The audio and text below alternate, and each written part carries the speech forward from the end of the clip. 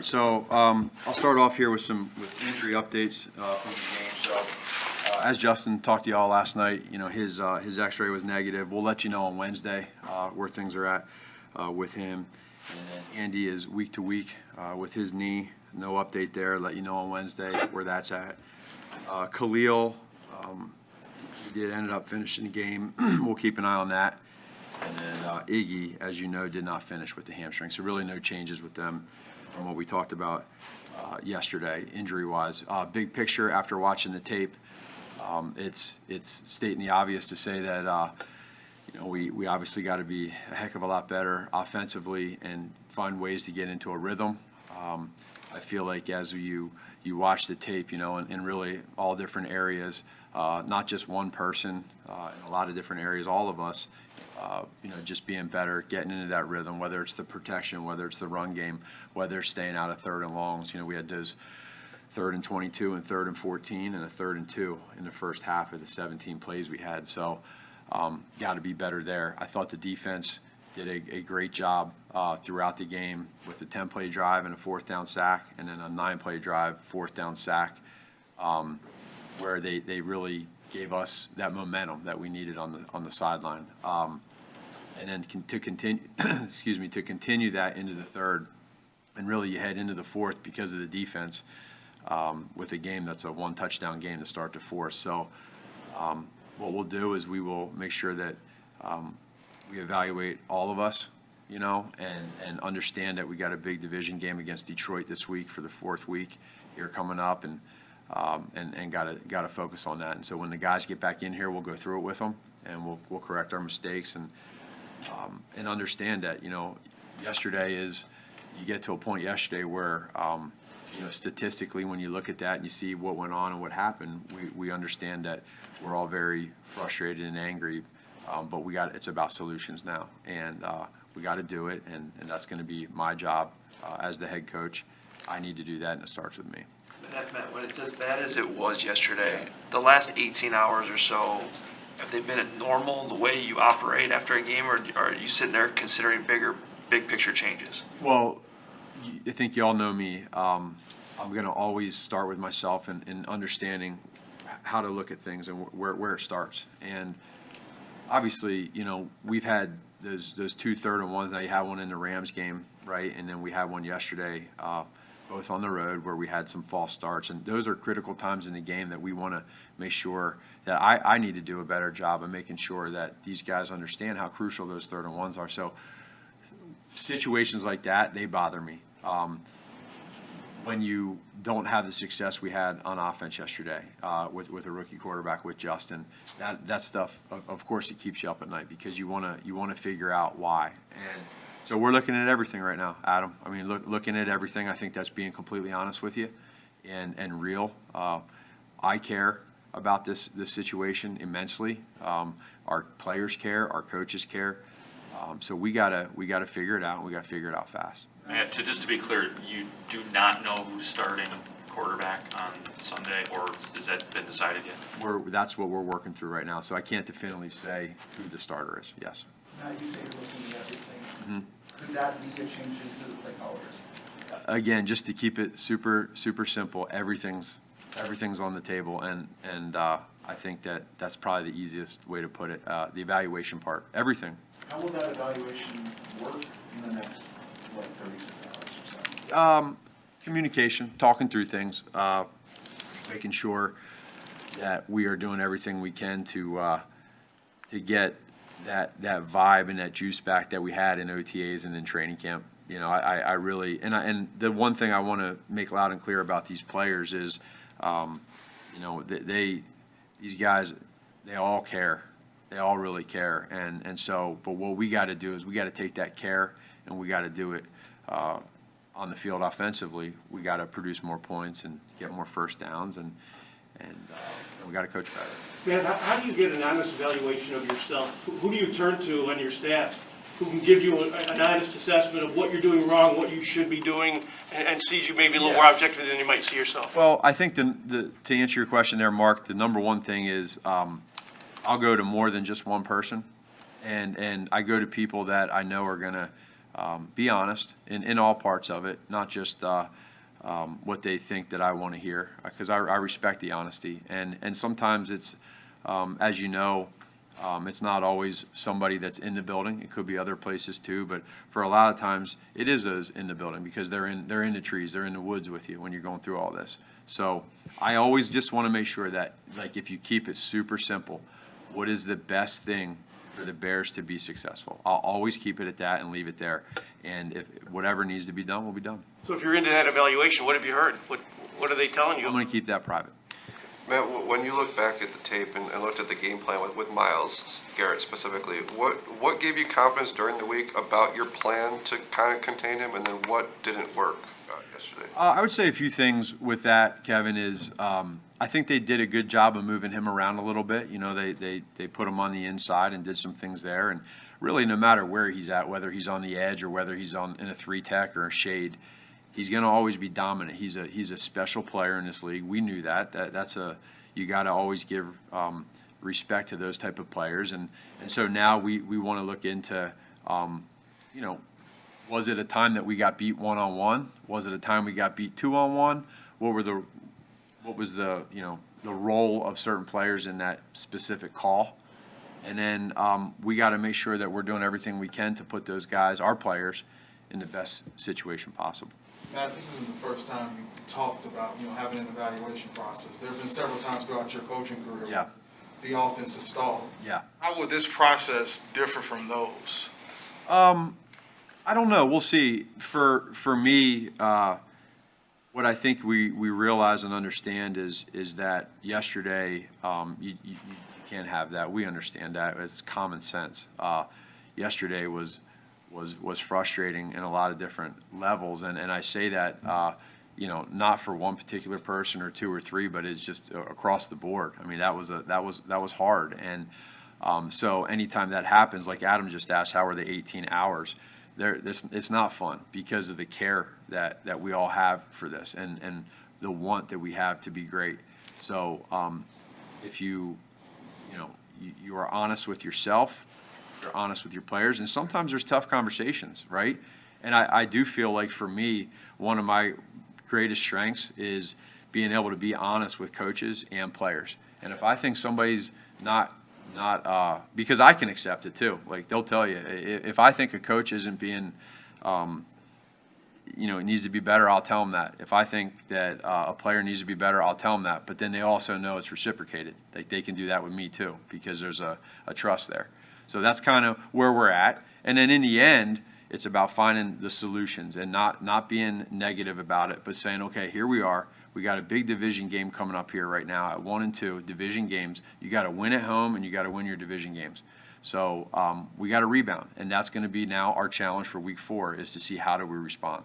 Have you sensed frustration from any of your players? Had Jimmy Graham after the game retweeted something from CBS pointing out that you guys had averaged 1.1 yards yesterday? Well, no, I don't. I haven't really talked to all the guys yet in person, but I will. Again, my relationship with a guy like Jimmy, you bring that up about the tweet that he had or whatever that was brought to my attention. Again, I would say the biggest thing to that is you all understand, like, after a game, we all get very emotional. I think that's real. And so what you do is you talk and you figure out, okay, where are we at? And then you try to get better at all that. So I respect these players so much, and these guys care. So that's all. Man, was You Justin evaluate Fields? your quarterbacks this week. If Andy can't go, is Nick under consideration, or is it just Andy and Justin? No, they're all three under consideration right now, in regards to where they're at. So we'll just have to kind of see, Hub, the next couple days where they're all at. We know where Nick's at health-wise, but we just want to keep an eye on Justin and Andy, and then for us to stay on that and make sure that we have a plan for any of those. Matt, just to clarify on Justin, if the x-rays were negative, but it still doesn't sound like you know what his status is right now, are there more tests? Is there concern about that injury? Yeah, we're just trying to make sure that with the negative test results that they have, you know, if you get swelling or anything like that, just to kind of get a feel and feel where that's at. And that's where it gets into the day-by-day stuff, you know, and we'll know more as we go. If we're looking, people were watching on TV, it looked like Justin didn't have much of a chance yesterday. What did you learn from watching it again and how to grade his performance? Yeah, there's a combination with these plays that go into it. Sometimes it can be a breakdown in protection. Sometimes it can be the ball's not out on time. Sometimes it can be good coverage by the defense. So, or sometimes it can be a bad play call, right? So there's 4 things that it could be. And when you go through the game, there was probably a combination of all of that at some point in time yesterday. So that's where we're all going to see, for a young quarterback having his first start, there's going to be looks that defensive coordinators present that might be a little bit, they might disguise some things. We knew that going into it. Justin knows that. But now you got to do it real, right, going through it. So some of those, as we go through the tape, you'll see that. There'll be other times where there was nothing he could do. You know, they made a play or we had an error. And that's the coachable part of it. That's the side where you got our coaches upstairs right now going through that, and we'll break it down with them and try to fix it. And then there's other times, too, where it's a bad play call, and the right play call was not made, and they made a good play on defense with their coverage, and no one's open, you know, and then it's either a coverage sack or whatnot. But all that said, for the sacks that he had, what I was really, you know, probably proud of the most from Justin was the way he handled all of that. Because it's easy to get frustrated and all of a sudden be taken out of the game. Not one time did he ever get frustrated, angry, or upset on the sideline. He's tough, and mentally and physically. So there's going to be a lot of stuff that he's going to learn from that game. And, you know, we talked last night, and I just think it's really good, healthy conversations, and it's about a plan moving forward. And because your plan ideally had been to have Andy Dalton start, was Justin Fields less ready to start this game than you even thought he would be? No, I wouldn't say that at all. Again, I love his preparation. I think he had he learned a lot through the week of practice that we had. He got better every day, and again. One of the things that we talked about for him moving through this process that he's going to go through is there are going to be highs and lows. Now that was a low, a really low deal there. So we want to make sure that we're doing everything we can to put him in situations to where he's having success. And I think Justin's positivity, Justin's determination to be great, he'll be able to bounce back from something like this because of all the things I've already said. You said you talked to him on the phone. Did you talk to him on the phone last night, or? Yeah, we had our discussions last night, and it was good, and I know that he's eager to get back in here. Throughout your tenure as head coach here, how have you come to reconcile or balance the passion of the Bears fan base? Like, on the one hand, they travel the country with you and try to take over road stadiums. On the other hand, they are not shy at all about voicing their displeasure when they see something like they saw yesterday. So a couple things to that question is, I think that when you're in this situation, when I was lucky enough to get this job as head coach of the Bears, you know all of that, and you love that. The passion that these fans have is real. And so when you know, we play as poorly as we did yesterday offensively, you completely understand it. And also, too, you know, especially with the excitement and the anticipation that's built up with Justin, right? And the future of him and where he's going to go and how well he's going to do here in Chicago. So I get it.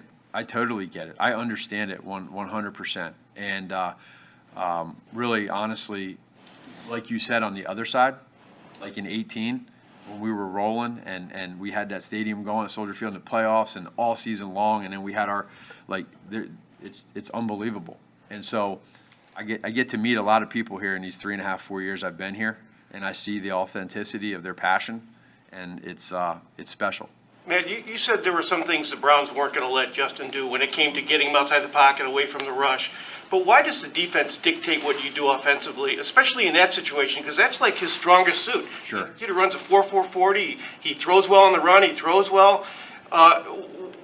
Why is it easier said than done to just get him out there and stress the defense and put the defense on its heels? Yeah, no, there's sometimes that you can, whether it's through scheme or whether you have a certain player out there that's playing in a certain way. And they had a few times where they did have the edge. We weren't able to get the edge a few times. And so there's other times where you got to go to something else, whatever that is. And that's our job as coaches to make sure that we do that. And that's where I think, too, like, as we go through this, we learn, too, some of that stuff, you know, with how teams are going to try to attack Justin. And so knowing that now, we got to be able to counter, and that's what we'll do. Matt, In a general sense, I know, I hope this isn't a scheme thing, but is it fair to say you might be more aggressive in that regard going forward? Yeah, there's a lot of things that I think right now that we're doing up there up in the office right now that guys are looking at that, you know, we got together early this morning and you start really talking through how things went yesterday, and there's some things that you learn as you go through this, and now when you learn that, what do you do that's different, or what do you do that's the same? And is what you're saying, is that a part of it? Well, yes, it can be, whether it's shots or whether it's scheming up different ways to get the ball downfield, and that's just all. It does get into a little bit of scheme. Matt, the early 3rd and 2, the toss left. Yeah. It looked like even pre-snap you might have been outnumbered to that side. Was something missed? Like, does Justin have some type of option there? No, he does not. No, he's good there, and we have rules for that look, and they made a good play, but at the same point in time, I do agree. Like, I think that 3rd and 2 situation right there, man, you'd love to be able to get that first down, not go to 4th and 1 or 4th and 2, get that first down and keep that momentum going after that stop. So, again, all things that we're really hammering home right now up there in that office. Matt, you said since you drafted Justin that you understood what he meant to the fan base, what the possibilities could be, you know, what that means for the city in general. Yeah. Along the lines of what you were saying to Herbert about the fans, what is your message to them as to why you're the best person to get the most out of it? Yeah, so for number one, we talked about it with Justin heading into the game yesterday. Whether it's a really good game or not a really good game as an offense, not for him. Because I'll kind of go back. Justin, yesterday, there's things that he's learned in that game, right? Whether it's progressions, whether it's footwork, whether it's timing, whether it's situational. There's things that he's learned yesterday that's going to really help him out.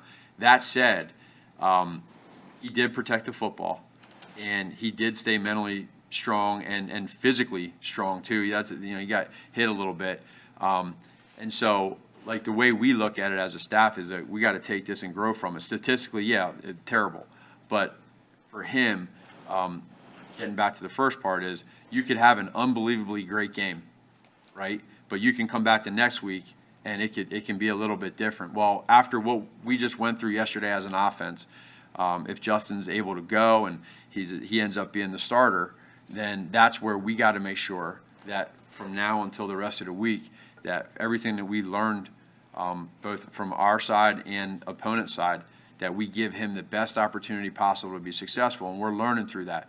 But without a doubt, we know what Justin is and what he can be, and again, his ability to want to be great. That's what gets you excited, knowing that. And then as far as for me, the being able to develop and coach and teach him, I understand that both sides of that. There could be a really good game. There could be a game that's not so good, and that's where I feel like for me being able to teach him the quarterback position and help him grow at that spot along with our other coaches, it'll end up being great in the long run. Thanks, guys.